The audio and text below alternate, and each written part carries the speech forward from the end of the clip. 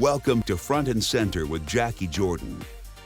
Hi, Jacquie Jordan. Melissa Joan Hart here. I hear you have a new iHeartRadio podcast, Front and Center. That's awesome. So, here's a toast to all the people making an impact. This is Front and Center with your host, Jacquie Jordan. Entertainment and pop culture expert Jacquie Jordan is with us. Two-time Emmy-nominated Hollywood producer Jacquie Jordan.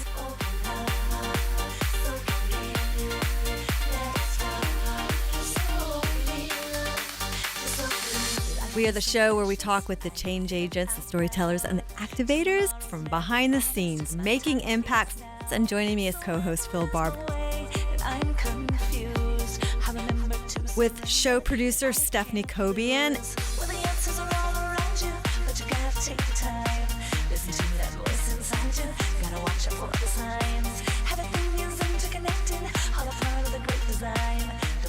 One of the great things about AI is that it can help us make decisions better.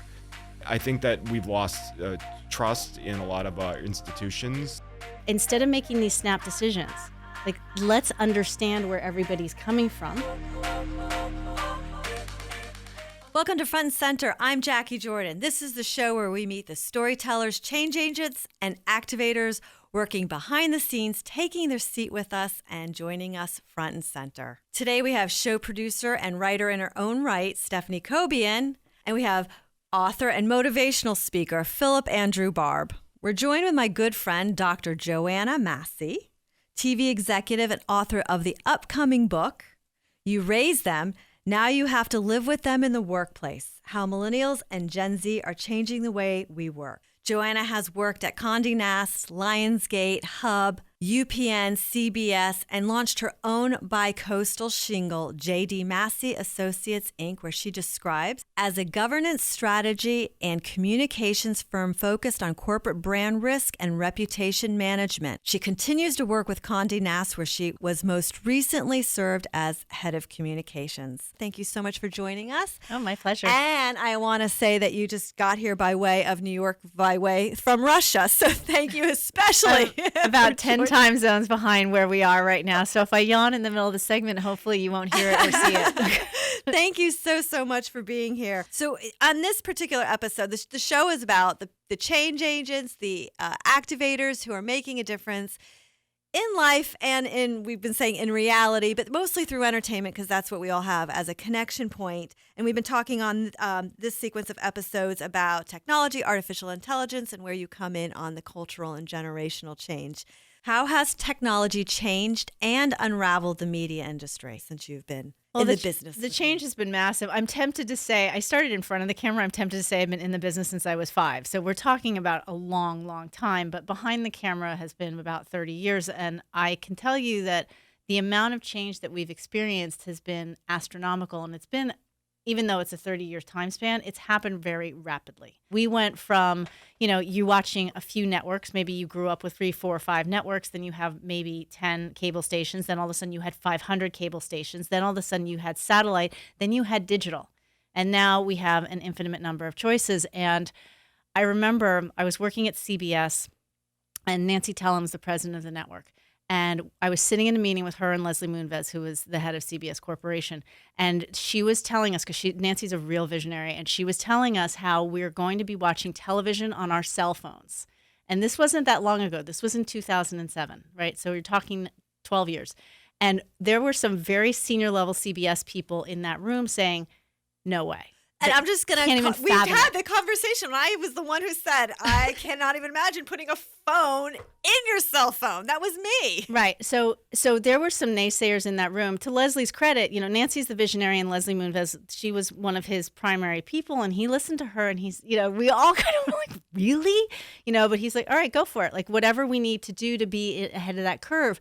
Interestingly, none of the networks, none of the traditional entertainment companies could get ahead of the curve. Only a Netflix and, an Amazon, for example, could be front and center of what was happening, because the networks had what we call legacy agreements, right? They had traditional contracts. So to use CBS as an example, CBS was the first network to put TV shows online. I was there when we did it. I helped make that announcement. But what went online was anything that CBS owned right? What couldn't go online was their biggest hit, 2.5 Men. Right, because that was owned by Warner Brothers, and Warner Brothers didn't want that online. They wanted to be able to sell it internationally. They wanted to be able to sell it to Netflix, quite frankly. And so it really hampered traditional media's ability to do what a company like Netflix can do. And the other thing that happened for the more traditional companies was digital video. So I was at Condé Nast, and Condé Nast is very traditional publisher, right? We're talking Vanity Fair, Vogue, GQ. Wired, New Yorker, Bon Appetit, like these are traditional magazines, and they went to digital video. They pivoted first back in like 2010, where they started to do video online. Nobody was doing that back then. Now they produce 4,000 videos a year and they get 12 billion views. Everybody thinks they're publishing magazines. They're not publishing magazines. They're putting out videos. So, the one thing that you said that was really is just about how this change almost has like so much of this has really ramped up in the last even 5 to 7 years, right? Do you think that it's something where, right, like there was a time when you would have like an ice delivery service, right? And then all of a sudden everyone there, you could have jobs and you could deliver ice and you would do this. And then all of a sudden the refrigerator came out and it changed the game. And then, so it was this really quick change, but then it leveled off, right? We haven't seen much in the refrigerator game in a while. Do you think we're in the same thing with television or with media where it was this massive, massive change that we're currently in, and then it's going to level off? Or do you think we're on this like exponential change and it's just going to keep getting crazier and crazier and crazier? I'd like to think it'll level off just because the change has been so rapid and consistent that it's like your head spinning and you think, like, when is this ever going to stop? But the truth is, I do think that we are on a perpetual, we always have been. It just hasn't ever happened as quickly. Technology has sped it up. But to your point, and one of the things that my company specializes in is that I go in and I do a lot of work with culture, right? That's corporate what I was gonna, culture. Yes, because Phil wrote the book, I Hate My 20-Year-Old Boss, and you both are on to this whole cultural generational thing, especially in the entertainment industry as we're experiencing. Well, and that's why my book, I think our books sound very compatible because mine is you raise them, now you have to live with them in the workplace. Obviously, I'm targeting my book towards, older audience, but it's like, look, you instilled in these generations, millennials and Gen Z, you instilled in them, we gave them values, we gave them ideals about work-life balance, we gave them ideals about, setting boundaries and having and things that they should want and achieve in life. And now we've put them in the workforce and they're pushing them, right? Like, this is the way we want it. This is what we expect. And all these Gen Xers and these baby boomers are like, whoa, no, that was fine when you were my kid, but not when you're my employee. Yeah. Right? And so it's about educating Gen X and baby boomers because the reality of it is millennials are the largest generation in the workforce right now. Gen Z is the largest generation in the country. They're larger than the baby boomers. And very shortly, these two generations combined will be more than 50% of the workers in the United States. We have to adjust to them. They are not going to adjust to us. And I do a lot of work in, educating clients about it because the change, the friction that's being caused right now, not just in entertainment, it's across the board. It's huge. What do you think is one of the key things that people need to grasp on all sides and from all generations to really start to be able to unite and connect? Let me tell you a story, and I'll try to make it quick. But I, as a boss, I've been leading younger generations for decades now. I've been managing 18 to 34-year-olds since they were Gen X. So anyway, I was working on an event, and I said to a group of staffers, "I'm really sorry, we're going to have to work through the holidays." And one of my millennial staffers looked up to me, and she looked up at me, and she said, "But I need me time." And she was dead serious. She was not going to work that holiday. And that's for people like us who've we've stayed in office overnight. We've given up 1,000 holidays. I mean, right? Choke. How many? Doesn't mean it was right, but we did it. How much of my life have I missed working 24/7, 365, only to get downsized 5 times, right? Corporate America is not supporting me the way it used to. In that moment, my Gen Xer was like, I can't say it. I can't say what I thought, but basically I got defensive. Well, I had to do it. You have to do it. I had the kind of reaction inside that I think a lot of older generations are having. Like, I put in the hours, you put in the hours. Fortunately, I have a degree in psychology and I kind of witnessed that thinking. I also do a lot of meditation, very helpful in business. Witnessed that thinking, took a deep breath and thought, I need this girl, right? I need her to be able to put in some time. I want her to be happy. I can't have her quit on me right now. right? We have to be able to do this work. I need her for this event. That's when the question I always ask myself, Jackie. What is the actual outcome you want to experience Right. here? Do you want to It's a be good right question. or do you want to be happy? So what I said to her was, I'll tell you what, because she was going to be in Europe. I said, every morning for 2 to 3 hours, you put in a couple of hours of work, and then you send us what you've done for the day, and we will not bug you for the rest of the day unless it's urgent, and then we'll put in the email urgent, right? And that way you can have your time, but we still get the work. And it was a fine compromise, and it worked well. So the point of that being is that I think what we have to do, and one of the things, I go into companies and I give a corporate talk, and I say that I give it to senior managers, which is really code for older workers. And that corporate talk is about, I inform them and give them a sort of a psychological look at these two generations, how they were raised, what was going on when they were raised, help them understand where they're coming from. Because if you understand where someone's coming from, then it's not just they're entitled.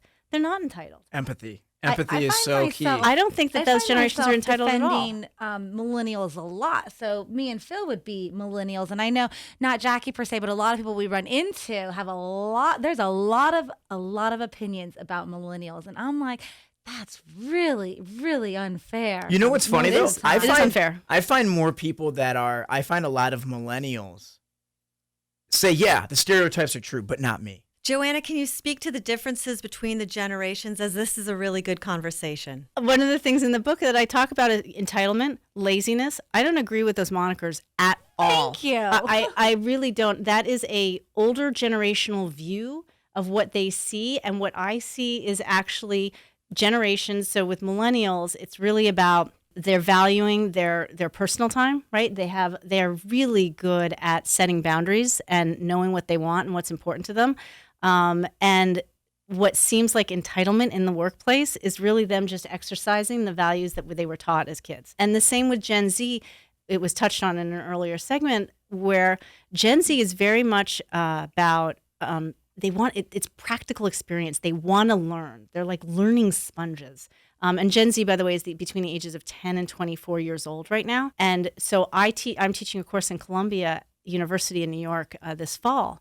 And one of the things that they said to me was I was going to make it all theoretical. And the head of the department was like, absolutely not. They have to walk out with practical skills. They're not going to school anymore for a liberal arts education. They want to be able to come out and do a job, right? They need to learn things that are practical that they can then take into the workforce. So with that said, Phil, compare notes to your experience in I Hate My 28-Year-Old Boss to what Joanne just shared. For me, it was a lot of with the entrepreneurial spirit of the millennial generation. People are staying they're staying in the workplace longer. You're having more movement from company to company. And so what I was kind of dealing with was the idea that there's so many times when you get raised on this idea that with time comes wisdom and comes more responsibility, and you get the keys to the castle, so to speak. And then all of a sudden one day you look up and now you're a baby boomer who's now you have a 28-year-old boss, and it can be a very difficult pill to swallow. And it is that ego. And so, while I didn't want to diminish, ageism, because ageism in the workplace is a real thing. And I didn't want to diminish that. I still always like to take a very personal approach of like, what are you bringing to the situation? How are you seeing this? How can you change it? And so that was kind of my approach. And I love that, a lot of the statistics that you say, like, I'm like, yeah, I remember reading, like, it's so good to like, it almost makes me feel better. Like, oh, okay, maybe I wasn't just making all this stuff up. One of the other things that you do, Joanna, too, along that is we've talked about how the Me Too movement has affected your work in it. And it's definitely affected my own thinking around how I run my business. I put an older male in a car with a young female on a production site without even thinking anymore. I didn't think anything of it. The man's safe. I've known forever. But you can't think like that anymore. Like, you have to stop and think otherwise. How are you dealing with this in your corporate trainings with these companies that really got flushed out over these matters? This is very interesting. It has dramatically changed everything. And really what is the precursor for it is that you have two generations, millennials and Gen Z. It really, really matters to them what the companies they consume and they work for It really matters what these companies stand for. Corporate America is not used to taking a stance. We're used to being what's called a tabula rasa. It's like we serve everybody. You don't have to know who we are. But now these younger generations, they want to know who you are, what you stand for, and they want to see you support it. The idea that these corporations haven't quite, it's almost a way of thinking that has to happen on the internal, an integration on the internal. Like, how are you getting them to think differently on the inside about, without repeating it? Because it's not just putting a woman on a board. Even though I'm thrilled that happened, that's just not the solution. It's not just equalizing it with, gender to gender, race to race. It's got to be, it's a consciousness change, in my opinion. Well, and it is a consciousness change. And I think one of the things is that we created these technologies, social media, that give these younger generations a megaphone for blasting out their opinions and their thoughts and their experiences. And now we are seeing the consequences of that, which is what's happening in corporate America. It's like, if these companies don't respond well, then the employees take to social media. You never saw that before, right? So it didn't exist. So suddenly the companies are taking things things that have been complaints for a long time, by the way. I've been in-house now for 30 years. I can tell you that what we're hearing and seeing and what's changing is not new. Right? It was just behavior that was allowed for whatever reason, whether it was because it was an old boys network, or whether it was because nobody believed you as a woman or as a younger worker, or whatever the situation may be. Social media has changed that, because now that can be documented and it can be verbalized more. And so companies have to take it more seriously.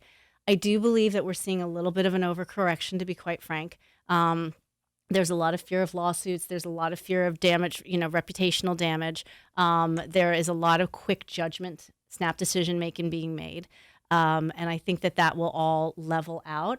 I also think it's necessary and important. It is about training them. And quite frankly, really, this is why I think these two generations are so valuable, and why I encourage companies to not just hire them, but listen to them. Like, don't talk to your employees. Listen to them. And that's because that in itself is a subtle change, because that's how we've been ruled, boss to employee. And what I hear you saying is that can't even be the way it operates. No, I don't. As a boss, I don't go in when I was in-house. I didn't go into my millennials and Gen Z staffers. I mean, yes, I told them some things, but I really listened to them. How do you think we should do this project? What's your experience of what's happening in the company right now? How are you feeling today about whatever announcement we just made?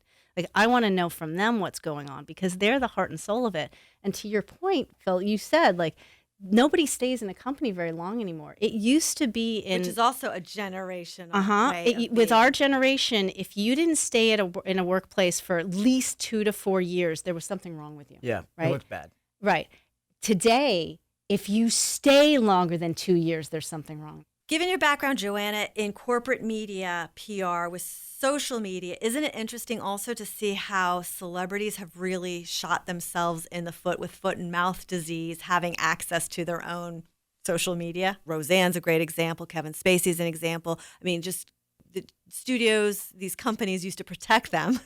Now they've got Twitter. I mean, so social media has changed even that part of the communications dialogue within the industry. It's huge. I mean, it has changed. And I have some strong opinions on the Roseanne situation. I think that what she did and what she set aside, that was a snap decision that ABC made within a few hours of a tweet being sent out. They did not investigate, to my knowledge, very thoroughly what she did, why she did it. Look at the hour at which she did it. It was like 1:00 in the morning. Like, clearly there was something going on there. Like, they shut down a show and let 200 people out of work in a very snap decision. That's one of the things that I talk to companies about. And to your point, how do we all get along, right? It's instead of making these snap decisions, like, let's understand where everybody's coming from, so that we can make better decisions about it. That could have been a teaching moment. That Roseanne situation, instead of being a teaching moment, she got shamed, she got blamed, she got fired, and got defensive. Because I feel that's like what happens psychologically. You get defensive. The court of public opinion is so fast now. And not always right. And definitely not always right. There's you don't always have all of the facts. Yeah. You don't understand. You just know what a lot of times people are getting the first reports that whoever they're hearing from first, that's what they think the facts are. And it's a little bit, I feel like we could probably go We could do an hour just on that alone. So I won't dive too much into it, but it is something that I'm sure a lot of your corporate clients need to be very aware of and give attention to. Putting their head in the sand and hoping it doesn't happen to them is just not a smart tactic or strategy anymore. No, you can't. And the other thing is, I feel like you and I could spend dinner, like we would talk for hours over dinner. Because when you were talking, it reminded me of, do you all remember, I think it was within the last year or so, there was that video that came out of that teenager that was confronting the Native American gentleman, and that the video was completely misleading because what got sent to whichever media outlet ran it first was a tiny, tiny snippet of what the whole happened. picture. I'm not defending Roseanne and what she did, but what I'm saying is we had a very small snippet, which was a tweet, and there was a much larger situation behind that. Mm-hmm. And this toxic shaming and blaming that we're doing, especially on Twitter, makes people defensive. It makes them reactive. And we're missing out on real opportunities to have teaching moments and really help cure or wake up to, racism and other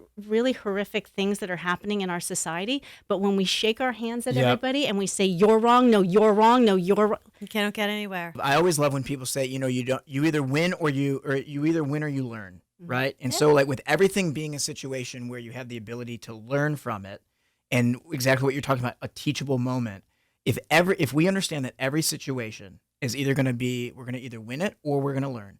If we're not learning and if we're not winning, we're losing that situation. And we have a lot of the lack of conversation from a lot of different areas of life. It is causing us to lose at an individual and at a societal level if we're not willing to listen to other people, really communicate, hear them where they're at, and learn and teach.